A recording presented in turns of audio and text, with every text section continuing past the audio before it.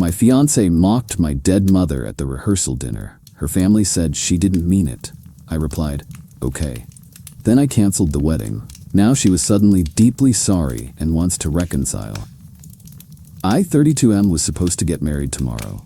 Wedding planned, $50 dropped, mostly my savings, a detail that becomes painfully relevant, 200 guests. Now, I'm in a hotel with a good single malt and a story that still makes my blood boil, even though I'm playing it cool. Or trying. The rehearsal dinner was last night. Upscale restaurant. Her parents, Qley and Zachary, insisted. My fiancée, Victoria, 29F, her family, including sister Lauren, my dad, my best man Kyle. All was fine until Victoria decided to give a toast after her dad and Kyle. She stood up a bit tipsy. To us, she began, and to family. Standard.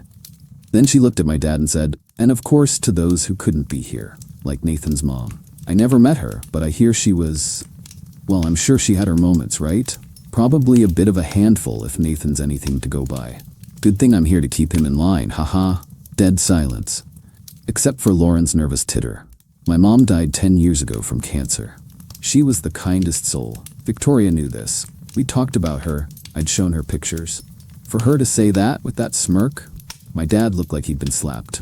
Kyle just stared, jaw tight. I felt a sudden cold calm. I looked at Victoria. Her smile was faltering. Her mom, Qley, jumped in. Oh, she's just joking. She didn't mean it like that, Nathan dear. Zachary mumbled, just pre-wedding jitters, son. Lauren added, yeah, Nathan, Victoria says stuff like that. It's just her way. Victoria, defensively, what? It was a joke. Can't you guys take a joke? I looked at her, then at her family, and I said very quietly, okay. Kyle later said my okay was terrifying. The dinner ended quickly, awkwardly. Victoria tried to hold my hand.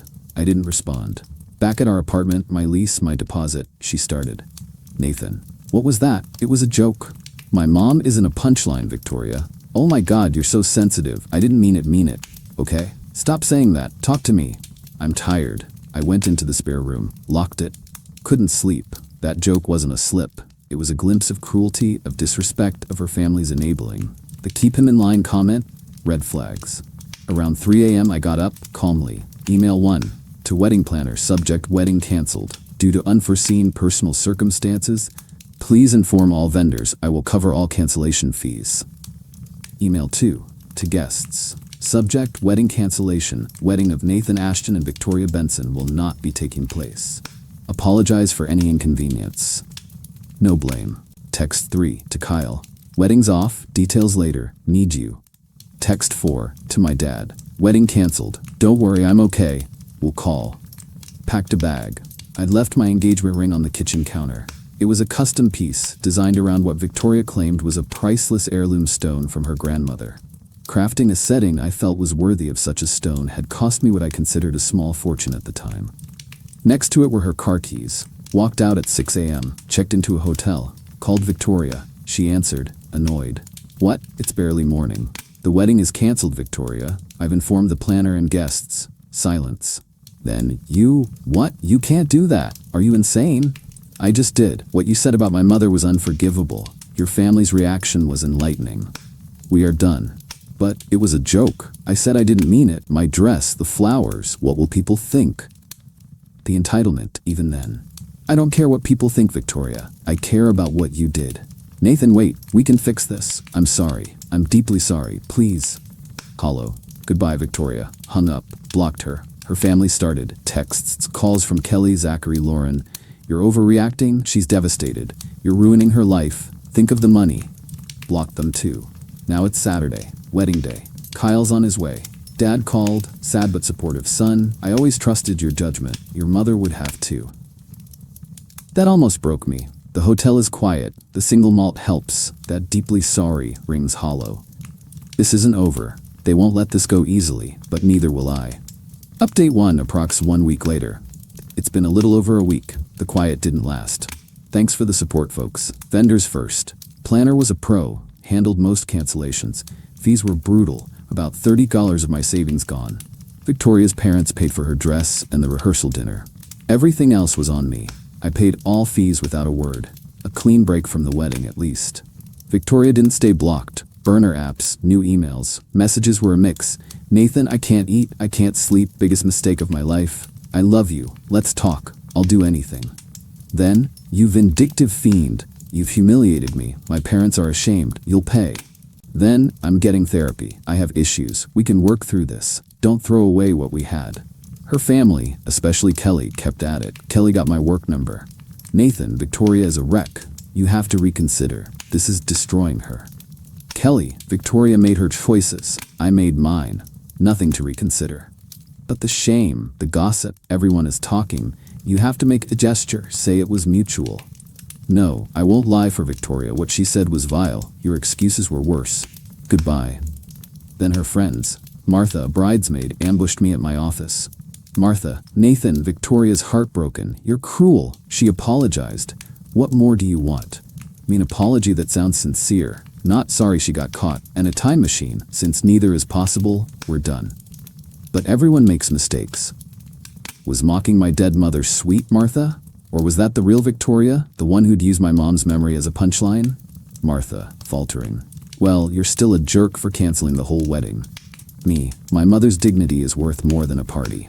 Walked off. The apartment, my lease, my bills. Victoria had moved in about a year ago, contributed to groceries but no rent. She was still there. Kyle, with a police escort, his idea for witness, supervised her packing essentials. She screamed, cried, threw things, not at Kyle. Declared she wasn't leaving.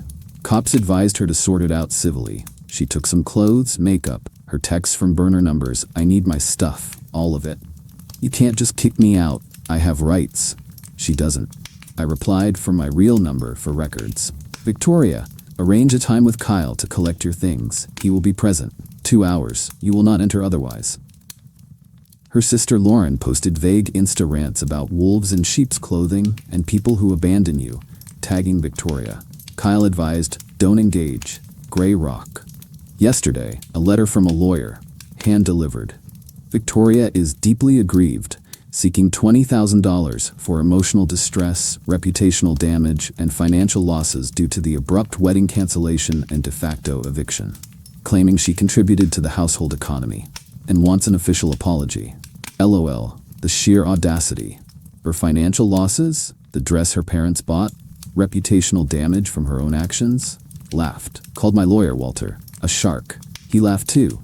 Then, okay, let's fillet them. This is escalating. They think they can bully, shame, or sue me into, what? Taking her back? Paying her off? They underestimate how deep that comment cut, and how calm I get when pushed too far. My mother taught me kindness and to stand up for myself. Game on.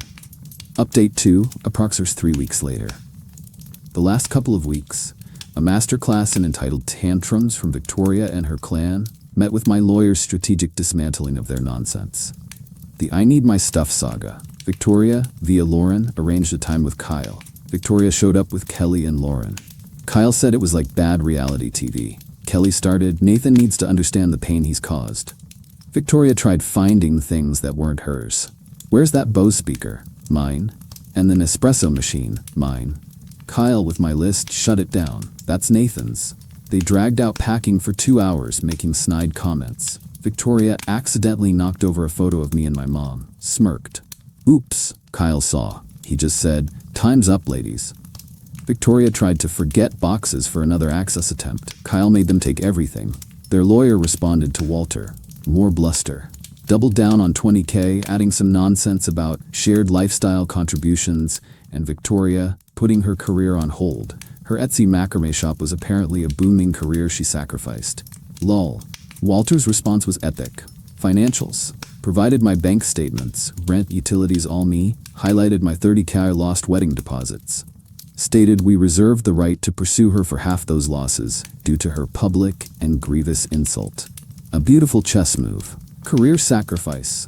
Requested full documentation of her Etsy income, tax returns, evidence of sacrificed career opportunities. Knew this would yield nothing. Defamation.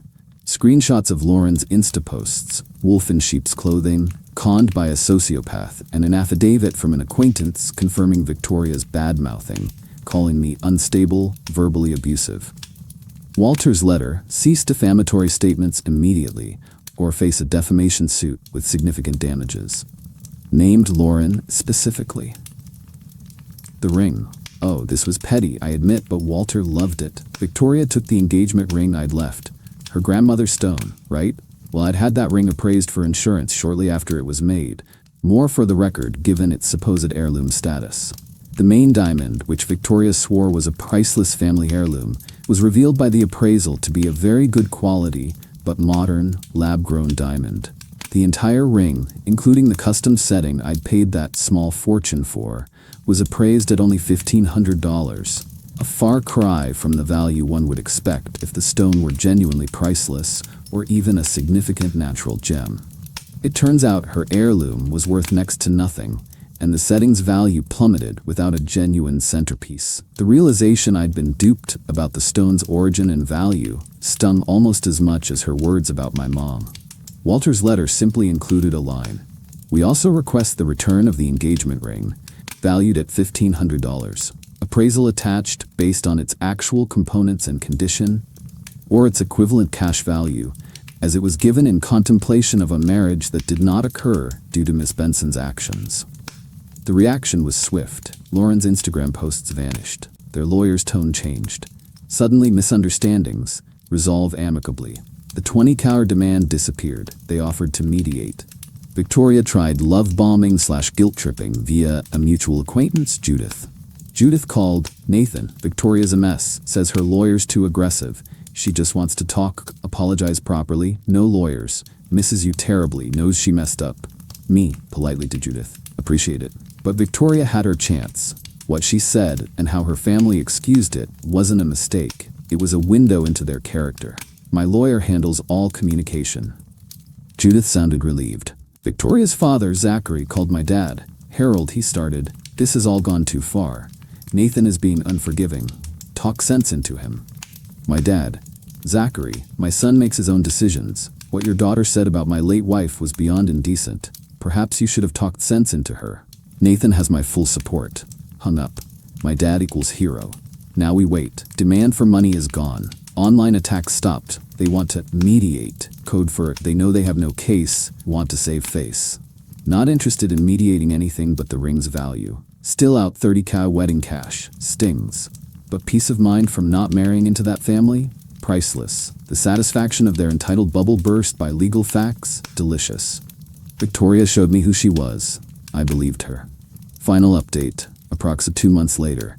It's been a couple of months. Dust settled. The ending wasn't a bang, but a pathetic whimper, which Victoria and her family deserved. After Walter's letter detailing our potential counterclaims, defamation, wedding costs, ring's actual value, their lawyer went silent. The mediation talk faded when Walter said mediation would only discuss their payments to me. 3 weeks ago, a short formal letter. They dropped all claims. No $20, no emotional distress. Crickets. They wanted to walk. Walter reminded them about the ring. Keeping it, post-cancellation due to her actions, was conversion, theft. Options. Return ring in 7 days or pay $1,500 appraised value. Silence for 5 days. Then a padded envelope at Walter's office. The ring. No note. Sold it for $1,200.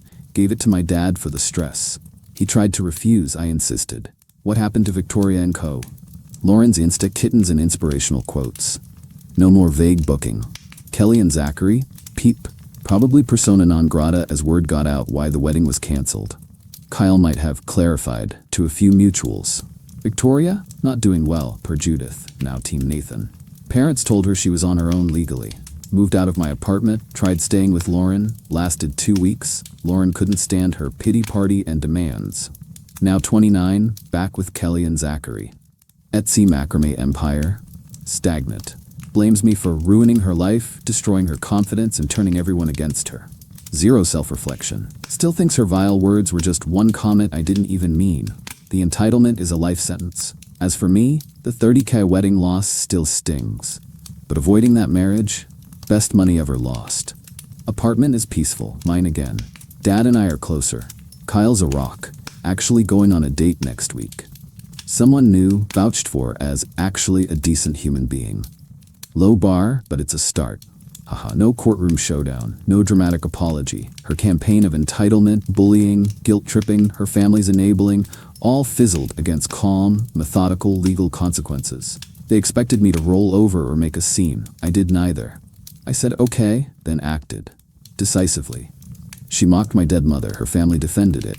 I canceled a wedding, would do it again. The best revenge wasn't getting even. It was getting away, watching her delusion crumble under her own actions. She wanted me to keep her in line? Nah. I let them show their true colors, then walked. They were left with the bill for their own ugliness. Canceled wedding. Humiliated daughter. Quiet judgment. That's satisfaction. Thanks for listening, Reddit. It helped to write it all out. Time to close this chapter. For good.